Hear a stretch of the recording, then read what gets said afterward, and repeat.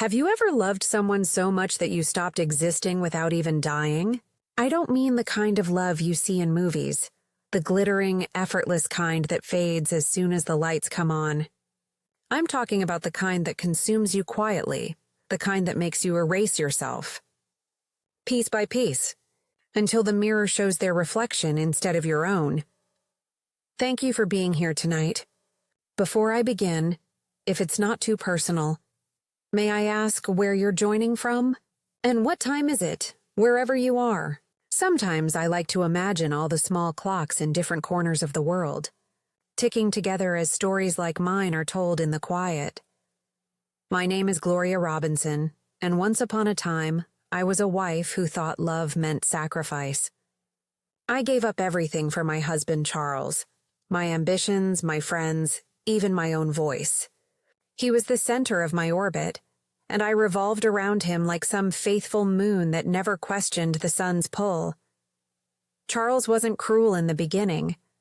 He was charming, dangerously so, the kind of man who could fill a room just by walking into it. He made me feel seen when I didn't even know what I was missing. He would say things like, "You're my calm, Gloria. My reason to come home?" I believed him. For years I believed him, but love can be a slow poison when it's not returned the same way. And I started noticing little signs, the kind that only women notice when they've spent too long studying the silence between words. He'd come home late.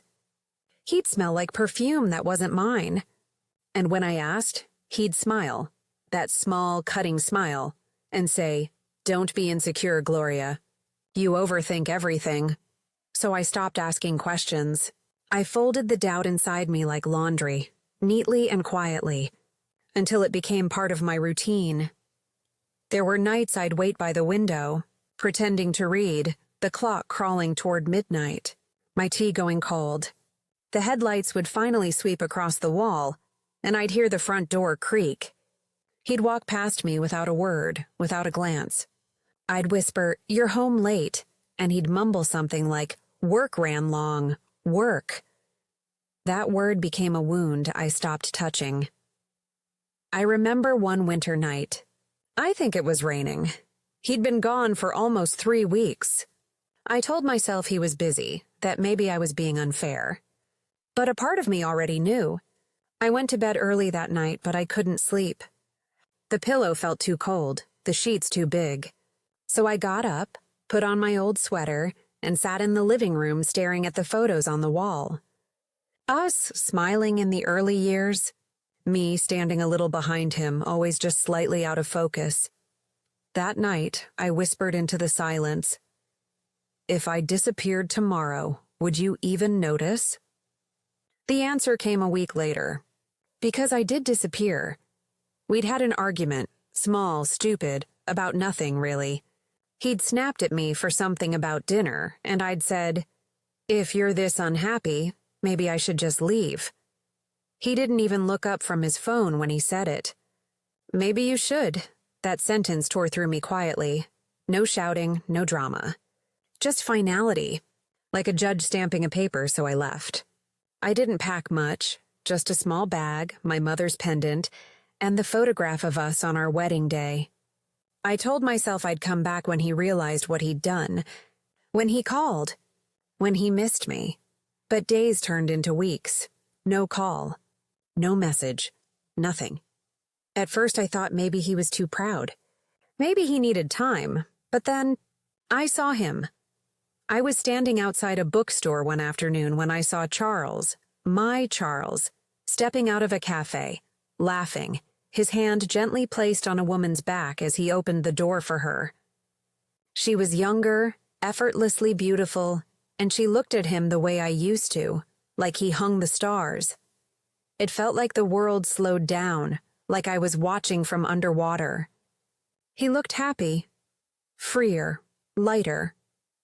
I remember stepping back so fast I nearly dropped the book in my hands. The people around me kept walking, talking, laughing, but I couldn't hear anything. Just the sound of my own heart cracking open. I walked away without confronting him. I didn't want him to see me broken. But a few weeks later, I heard he was planning to marry her. That's when something inside me shifted. Not rage. Not bitterness, just clarity. For years, I'd believed that kindness meant surrender, that love meant losing yourself to someone else's needs. But that day, standing alone with nothing but the echo of my own silence, I realized kindness without boundaries becomes a cage. So I stopped waiting for apologies. I stopped waiting for him to realize my worth. I decided to rebuild what I'd lost and take back what was mine. The house, the savings, the business that bore his name but ran on my labor. I had signed more papers for that man than I could remember. But I kept copies, records, receipts. He may have thought I was naive, but I wasn't stupid. That night, for the first time in years, I slept peacefully, not because I forgave him, but because I finally remembered myself. It would take months before my plan unfolded, quietly, patiently, without emotion. The same way he had erased me, slow and deliberate. But when I was done, he'd know what it felt like to lose something that never screamed while leaving, and I'd never look back. It's strange how silence can be sharper than any weapon. People think revenge begins with rage, but for me it started with stillness. The kind that hums in the background when you finally stop begging to be heard. I spent the first few months after leaving Charles in a small rented apartment, the kind with thin walls and the sound of traffic bleeding through the night. At first I hated it.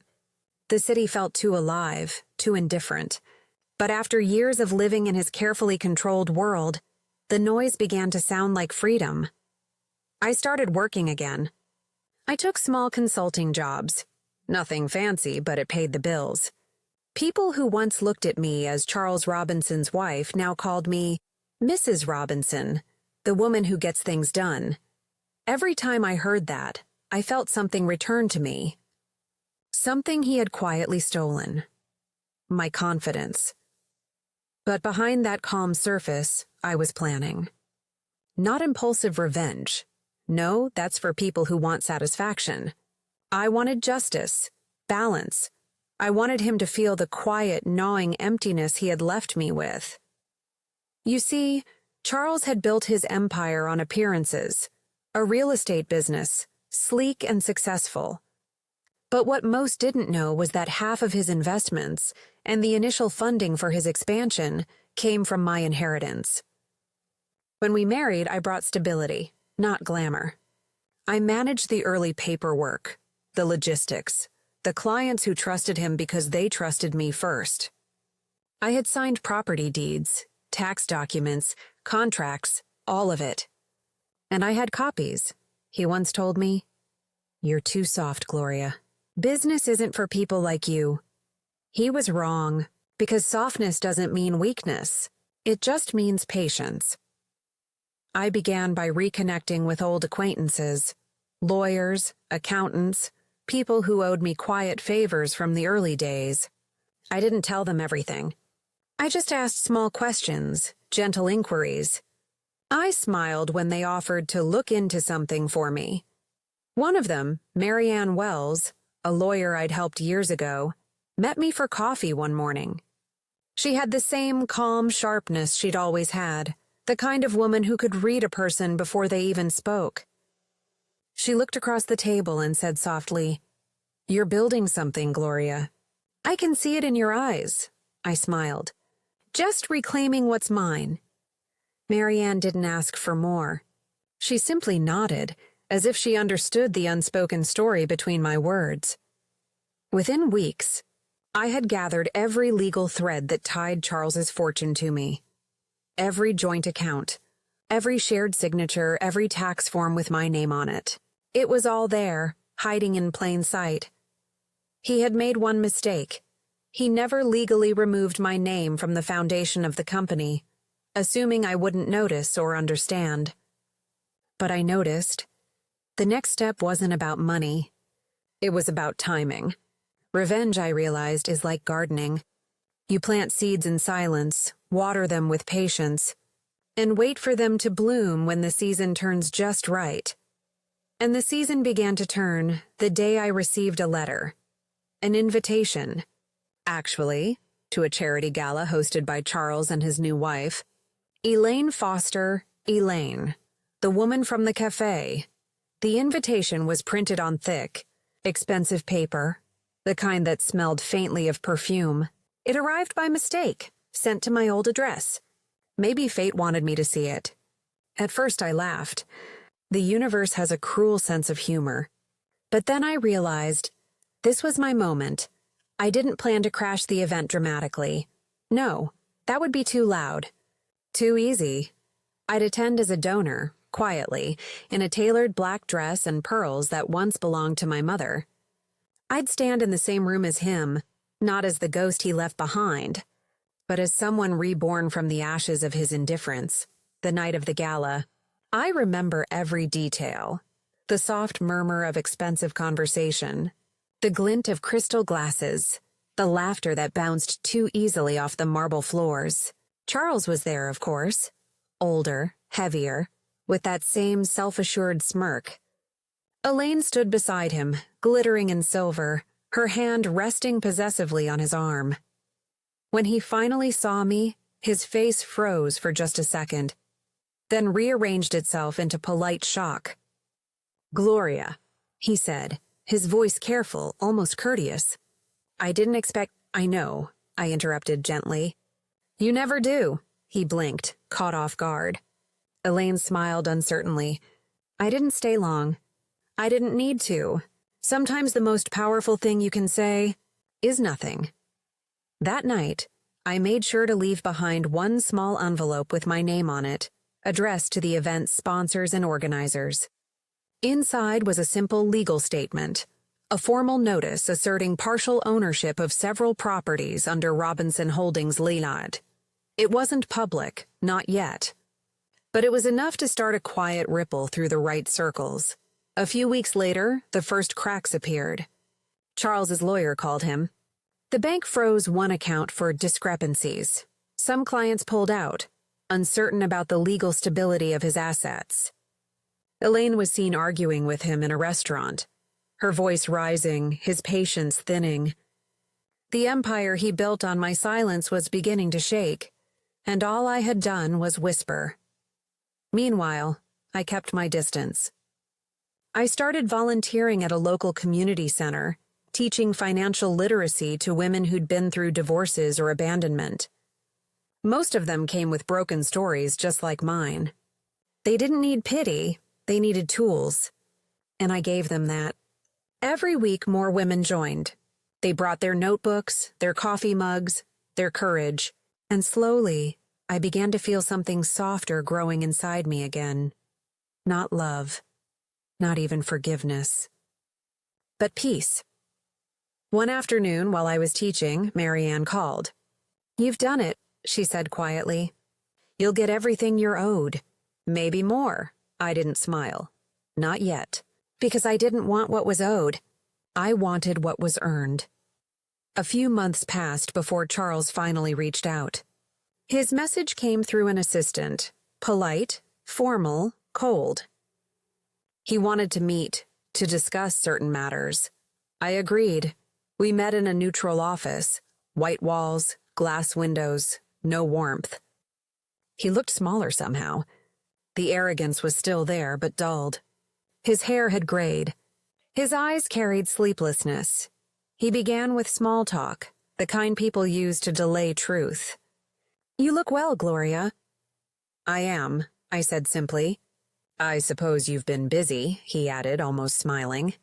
"I have," I said. "Cleaning up old messes."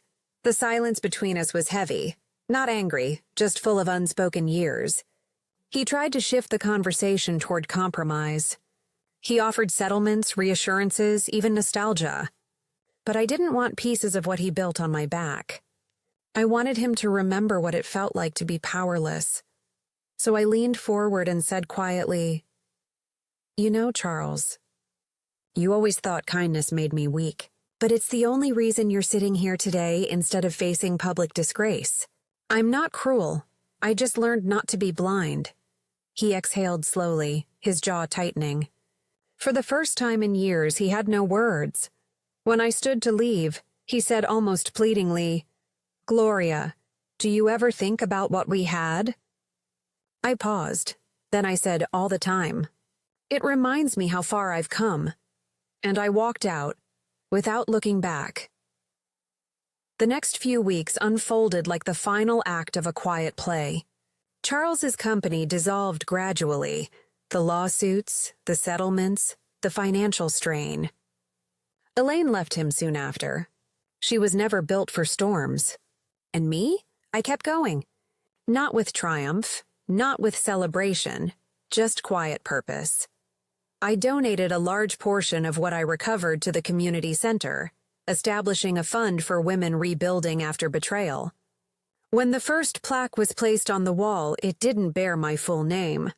Just 2 words, for the ones who walked away. Sometimes I still think about Charles. Not with hate, that's too heavy. But with a strange, distant pity. He had everything once, but he never learned that the most powerful thing in the world is a woman who stops needing approval. Do you know what surprised me the most? It wasn't that Charles lost everything. It was how quietly it happened, the same way he once quietly erased me. Life has a strange symmetry that way. Months passed, and I didn't hear much about him. The world moved on, and so did I. The storms that once defined my days became distant weather, nothing more than a sound I remembered rather than felt. I had bought a small cottage near the edge of town. Nothing grand, but it had sunlight, space for a garden, and a porch that faced the early morning breeze. I filled it with books, soft rugs, and the scent of lavender. The kind of peace that doesn't need approval.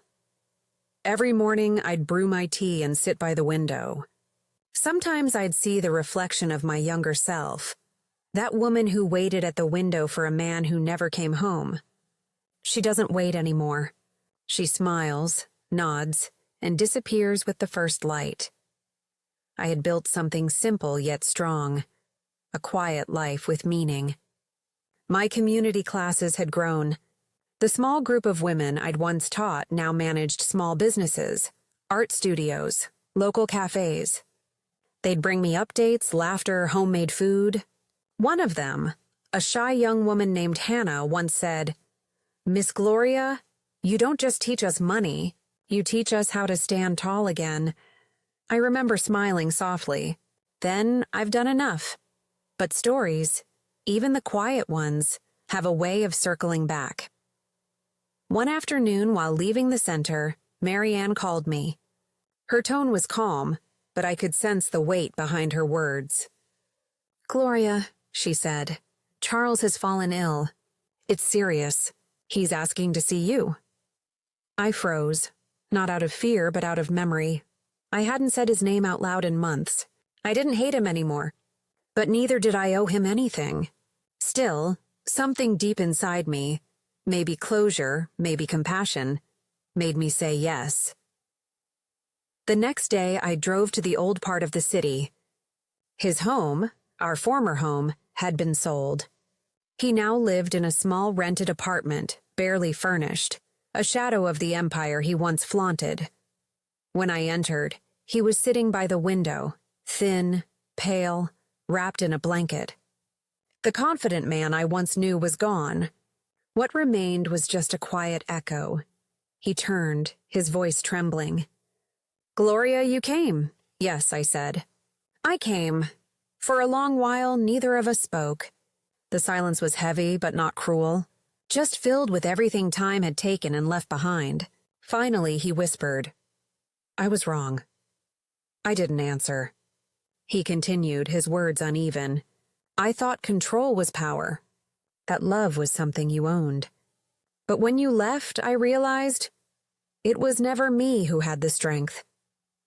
There was something almost childlike in his tone, a man stripped of pretense. I looked at him, not as an enemy, not as a regret, but as someone who had taught me, painfully, who I truly was. "You didn't lose to me, Charles," I said quietly. "You lost to your own silence." He nodded weakly, tears welling in his eyes. I know, and I'm sorry. For everything, it was strange. I had imagined this moment so many times.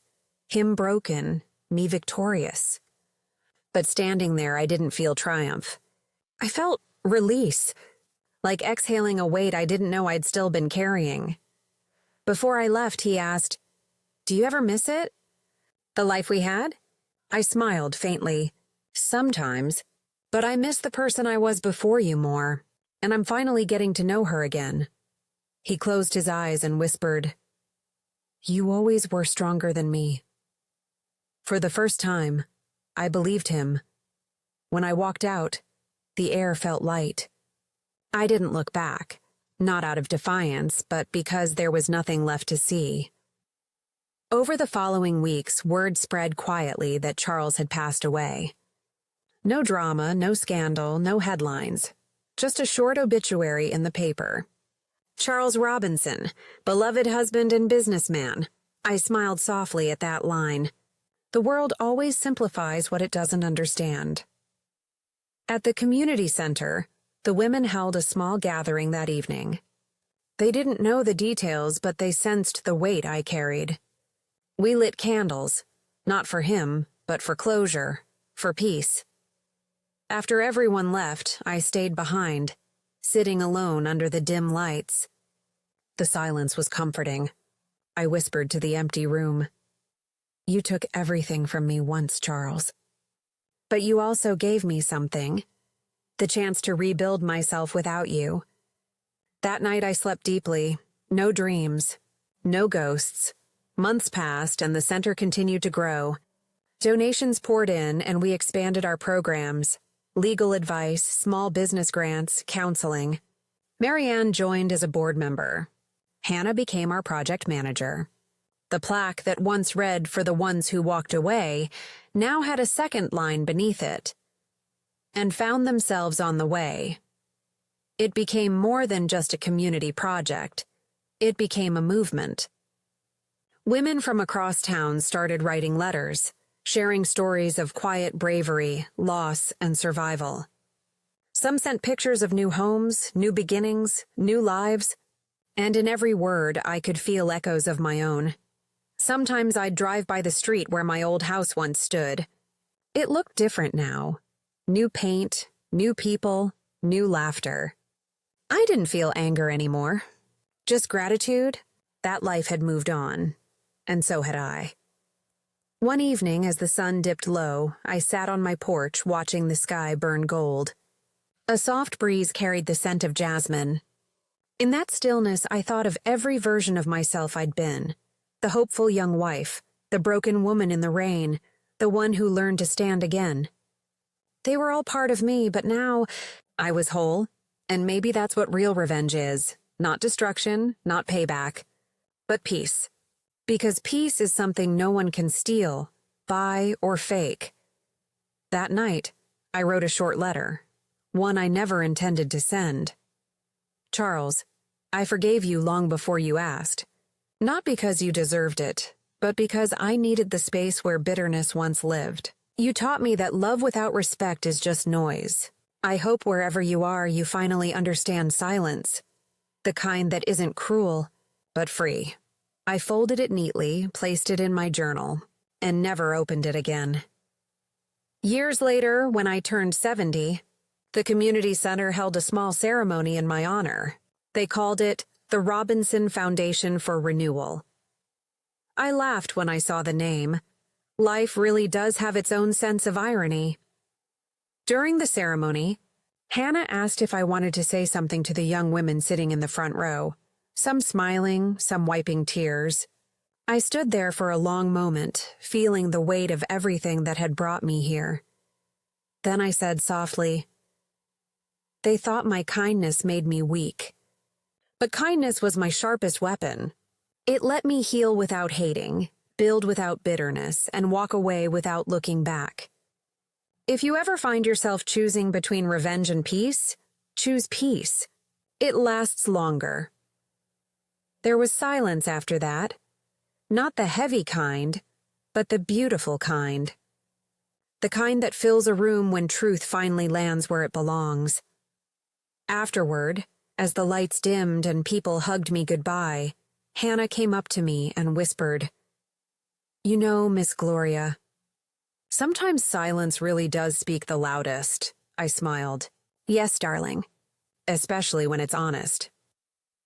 When I got home that night, I made myself a cup of chamomile tea, sat by the window, and listened to the crickets. The world outside hummed softly, not with pain, not with regret, but with life, and for the first time in a long, long while. I realized the story was finally over, not with a scream, not with revenge, but with peace, the kind that whispers in the dark. You did it. You survived. You won.